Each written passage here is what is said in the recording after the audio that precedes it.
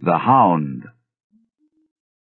In my tortured ears there sounds unceasingly a nightmare whirring and flapping, and a faint, distant baying as of some gigantic hound.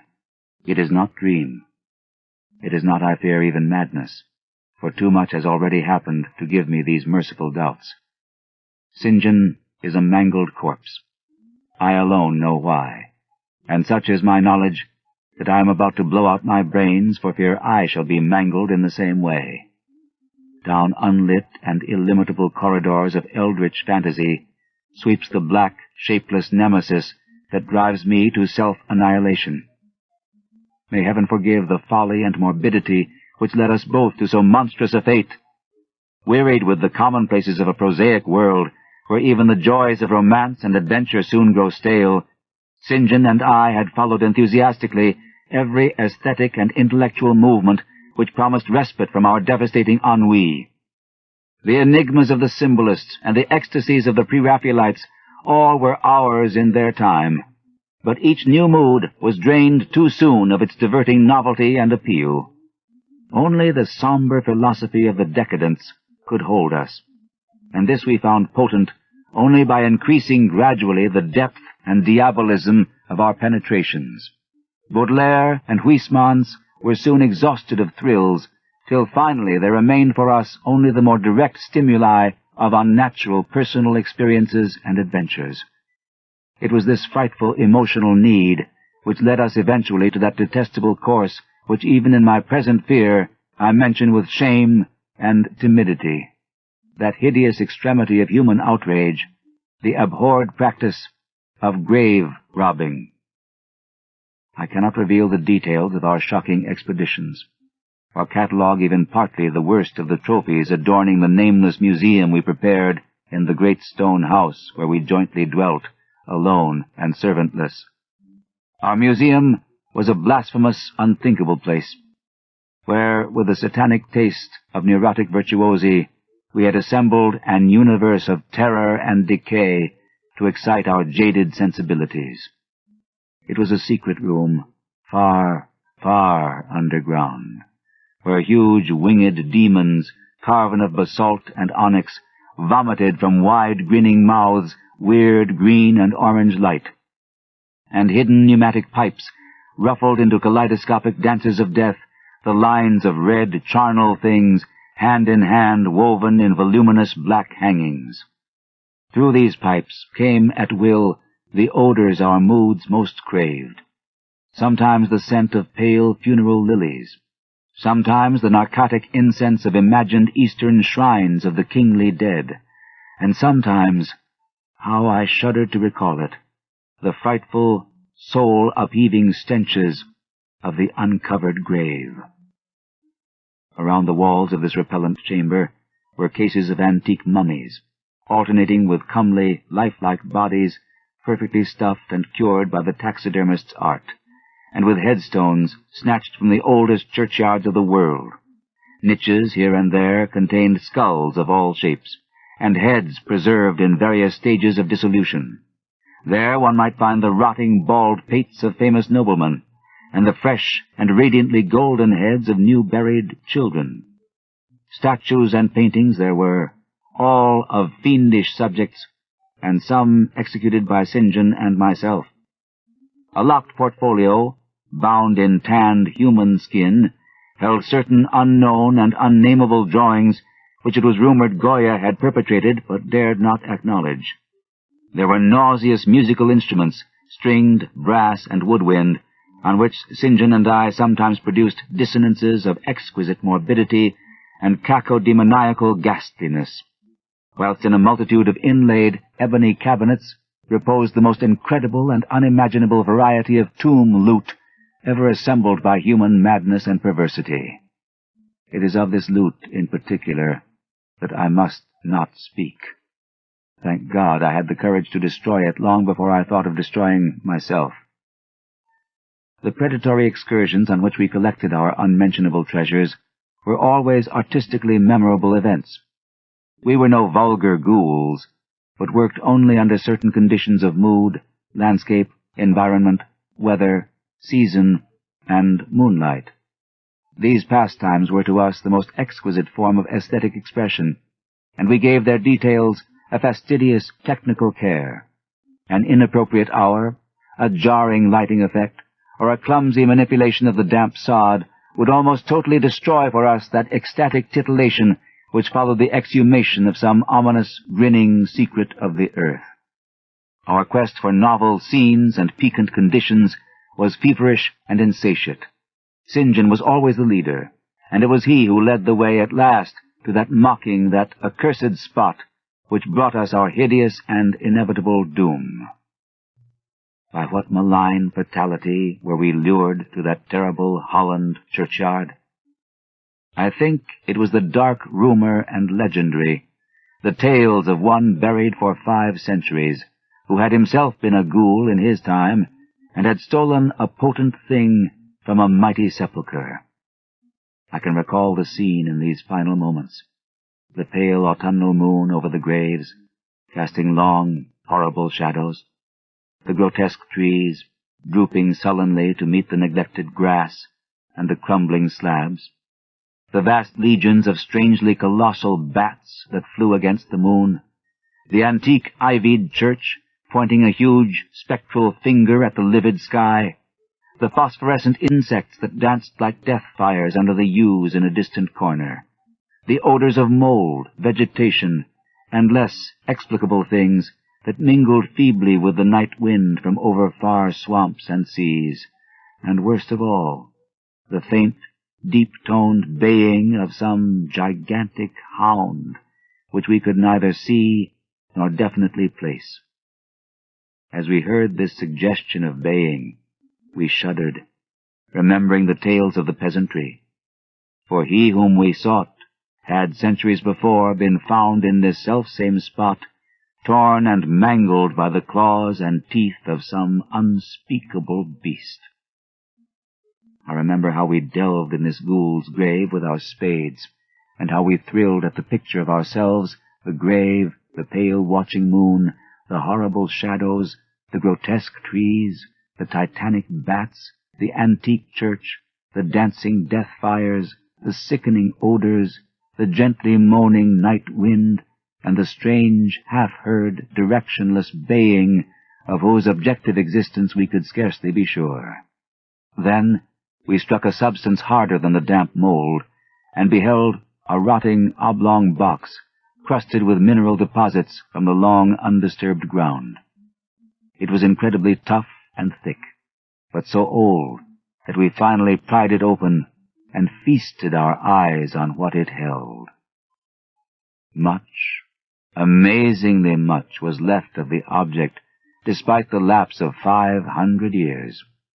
The skeleton, though crushed in places by the jaws of the thing that had killed it, held together with surprising firmness, and we gloated over the clean white skull, and its long firm teeth, and its eyeless sockets that once had glowed with a charnel fever like our own. In the coffin lay an amulet of curious and exotic design, which had apparently been worn around the sleeper's neck. It was the oddly conventionalized figure of a crouching winged hound, or sphinx with a semi-canine face, and was exquisitely carved in antique oriental fashion from a small piece of green jade. The expression on its features was repellent in the extreme, savoring at once of death, bestiality, and malevolence. Around the base was an inscription in characters which neither St. John nor I could identify, and on the bottom, like a maker's seal, was graven a grotesque and formidable skull.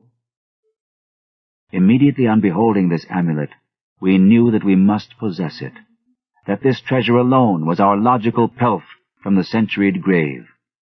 Even had its outlines been unfamiliar, we would have desired it, but as we looked more closely, we saw that it was not wholly unfamiliar.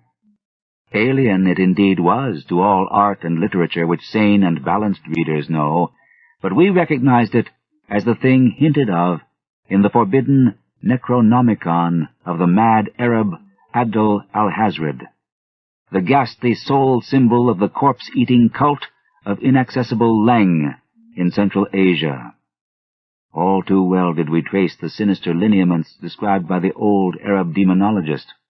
Lineaments, he wrote, drawn from some obscure supernatural manifestation of the souls of those who vexed and gnawed at the dead. Seizing the green jade object, we gave a last glance at the bleached and cavern-eyed face of its owner, and closed up the grave as we found it. As we hastened from that abhorrent spot, the stolen amulet in St. John's pocket, we thought we saw the bats descend in a body to the earth we had so lately rifled, as if seeking for some cursed and unholy nourishment. But the autumn moon shone weak and pale, and we could not be sure. So, too, as we sailed the next day away from Holland to our home, we thought we heard the faint, distant baying of some gigantic hound in the background. But the autumn wind moaned sad and wan, and we could not be sure. 2. Less than a week after our return to England, strange things began to happen. We lived as recluses, devoid of friends, alone, and without servants, in a few rooms of an ancient manor house on a bleak and unfrequented moor, so that our doors were seldom disturbed by the knock of the visitor. Now, however, we were troubled by what seemed to be frequent fumblings in the night, not only around the doors, but around the windows also, upper as well as lower. Once we fancied that a large, opaque body darkened the library window when the moon was shining against it, and another time we thought we heard a whirring or flapping sound not far off.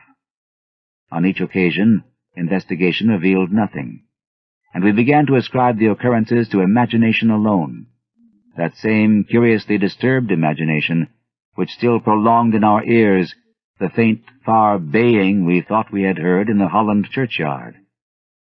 The jade amulet now reposed in a niche in our museum, and sometimes we burned strangely scented candles before it. We read much in Alhazred's Necronomicon about its properties, and about the relation of ghouls' souls to the objects it symbolized, and were disturbed by what we read. Then terror came. On the night of September 24th, 19 , I heard a knock at my chamber door. Fancying it St. John's, I bade the knocker enter, but was answered only by a shrill laugh. There was no one in the corridor. When I roused St. John from his sleep, he professed entire ignorance of the event, and became as worried as I. It was that night that the faint, distant baying over the moor became to us a certain and dreaded reality. 4 days later, whilst we were both in the hidden museum, there came a low, cautious scratching at the single door which led to the secret library staircase. Our alarm was now divided, for besides our fear of the unknown, we had always entertained a dread that our grisly collection might be discovered. Extinguishing all lights, we proceeded to the door and threw it suddenly open, whereupon we felt an unaccountable rush of air, and heard, as if receding far away, a queer combination of rustling, twittering, and articulate chatter. Whether we were mad, dreaming, or in our senses, we did not try to determine. We only realized, with the blackest of apprehensions, that the apparently disembodied chatter was beyond a doubt in the Dutch language. After that, we lived in growing horror and fascination. Mostly we held to the theory that we were jointly going mad from our life of unnatural excitements, but sometimes it pleased us more to dramatize ourselves as the victims of some creeping and appalling doom. Bizarre manifestations were now too frequent to count. Our lonely house was seemingly alive with the presence of some malign being whose nature we could not guess, and every night that demoniac baying rolled over the windswept moor, always louder and louder. On October 29th, we found in the soft earth underneath the library window a series of footprints utterly impossible to describe. They were as baffling as the hordes of great bats which haunted the old manor house in unprecedented and increasing numbers. The horror reached a culmination on November 18th, when St. John, walking home after dark from the distant railway station, was seized by some frightful carnivorous thing and torn to ribbons. His screams had reached the house, and I had hastened to the terrible scene in time to hear a whir of wings and see a vague, black, cloudy thing silhouetted against the rising moon. My friend was dying when I spoke to him, and he could not answer coherently. All he could do was to whisper, "The amulet! That damned thing!" Then he collapsed, an inert mass of mangled flesh. I buried him the next midnight in one of our neglected gardens, and mumbled over his body one of the devilish rituals he had loved in life. And as I pronounced the last demoniac sentence, I heard afar on the moor the faint baying of some gigantic hound. The moon was up, but I dared not look at it. And when I saw on the dim-litten moor a wide, nebulous shadow sweeping from mound to mound, I shut my eyes and threw myself face down upon the ground. When I rose trembling, I know not how much later, I staggered into the house and made shocking obeisances before the enshrined amulet of green jade. Being now afraid to live alone in the ancient house on the moor, I departed on the following day for London, taking with me the amulet, after destroying by fire and burial the rest of the impious collection in the museum. But after 3 nights, I heard the baying again, and before a week was over, felt strange eyes upon me whenever it was dark. One evening, as I strolled on Victoria Embankment for some needed air, I saw a black shape obscure one of the reflections of the lamps in the water. A wind stronger than the night wind rushed by, and I knew that what had befallen St. John must soon befall me. The next day, I carefully wrapped the green jade amulet and sailed for Holland.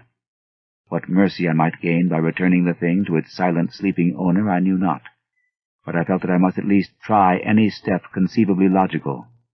What the hound was, and why it pursued me, were questions still vague. But I had first heard the baying in that ancient churchyard, and every subsequent event, including St. John's dying whisper, had served to connect the curse with the stealing of the amulet. Accordingly, I sank into the nethermost abysses of despair when, at an inn in Rotterdam, I discovered that thieves had despoiled me of this sole means of salvation. The baying was loud that evening, and in the morning I read of a nameless deed in the vilest quarter of the city. The rabble were in terror, for upon an evil tenement had fallen a red death beyond the foulest previous crime of the neighborhood. In a squalid thieves' den, an entire family had been torn to shreds by an unknown thing which left no trace, and those around had heard all night, above the usual clamor of drunken voices, a faint, deep, insistent note, as of a gigantic hound. So, at last, I stood again in that unwholesome churchyard, where a pale winter moon cast hideous shadows, and leafless trees drooped sullenly to meet the withered, frosty grass and cracking slabs, and the ivied church pointed a jeering finger at the unfriendly sky, and the night wind howled maniacally from over-frozen swamps and frigid seas. The baying was very faint now, and it ceased altogether as I approached the ancient grave I had once violated, and frightened away an abnormally large horde of bats which had been hovering curiously around it. I know not why I went thither, unless to pray, or gibber out insane pleas and apologies to the calm white thing that lay within, but whatever my reason, I attacked the half-frozen sod with a desperation partly mine, and partly that of a dominating will outside myself. Excavation was much easier than I expected, though at one point I encountered a queer interruption, when a lean vulture darted down out of the cold sky and pecked frantically at the grave earth until I killed him with a blow of my spade. Finally, I reached the rotting oblong box and removed the damp nitrous cover. This is the last rational act I ever performed, for crouched within that centuried coffin, embraced by a close-packed nightmare retinue of huge, sinewy, sleeping bats, was the bony thing my friend and I had robbed, not clean and placid as we had seen it then, but covered with caked blood, and shreds of alien flesh and hair, and leering sentiently at me with phosphorescent sockets and sharp, ensanguined fangs yawning twistedly in mockery of my inevitable doom. And when it gave from those grinning jaws a deep, sardonic bay as of some gigantic hound, and I saw that it held in its gory, filthy claw the lost and fateful amulet of green jade, I merely screamed and ran away idiotically, my screams soon dissolving into peals of hysterical laughter. Madness rides the star wind, claws and teeth sharpened on centuries of corpses, dripping death astride a bacchanal of bats from night-black ruins of buried temples of Belial. Now, as the baying of that dead, fleshless monstrosity grows louder and louder, and the stealthy whirring and flapping of those accursed web wings circles closer and closer, I shall seek with my revolver the oblivion which is my only refuge from the unnamed and unnameable.